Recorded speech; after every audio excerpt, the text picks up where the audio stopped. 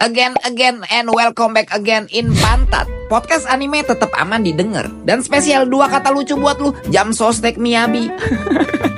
Dan seperti biasa di podcast ini kita akan membahas teori-teori seputar dunia Gibran.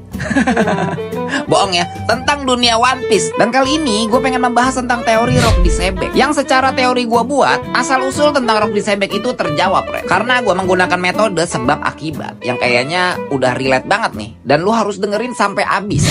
Rock Disebek dulunya adalah seorang raja. Masa iya? Apa buktinya bang? Ini sih belum bisa jadi bukti atau fakta ya, karena asumsinya berdasarkan One Piece chapter 1154, di mana King Harald datang ke Reverie dan bertemu dengan Rock Disebek di sana. Soalnya gini Reverie adalah pertemuan tingkat dunia yang diadakan 4 tahun sekali di Marijoa. Sama tuh pertemuan ini tuh mengumpulkan para raja dan pemimpin dari berbagai dunia yang beraliansi dengan pemerintah dunia. Biasanya saat pertemuan ini diadakan itu untuk membahas isu-isu penting yang berkaitan dengan dunia, seperti konflik global, kebijakan, dan masa depan dunia. Jadi make sense ya kalau Rock Disebek dulu adalah seorang raja atau pemimpin dari satu kerajaan yang gua belum tahu di pulau mana ya. Tapi kalau mengacunya pada poin di mana Tits atau Kurohige kecil itu ditemukan oleh Oyajin yang ada di dalam flashbacknya Kozuki Oden, di mana latar belakang Tits itu kayak kota-kota gitu ya.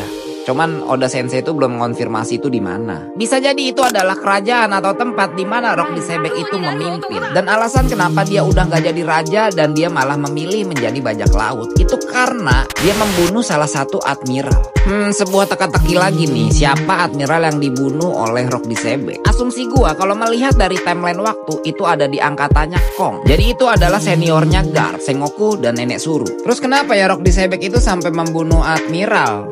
Karena gue yakin banget ada sebab dan pasti ada akibat. Mungkin ya, kasusnya ini sama seperti kasus Raja Cobra ya, dimana dia itu mendapati fakta kalau ternyata ada satu entitas tunggal yang menduduki kursi teratas dari pemerintah dunia, yaitu Imsam. Jadi mungkin karena dia mendapati hal itu atau fakta itu, dia ketahuan dan dia kabur dan terpaksa membunuh salah satu admiral. Jadi gimana friend?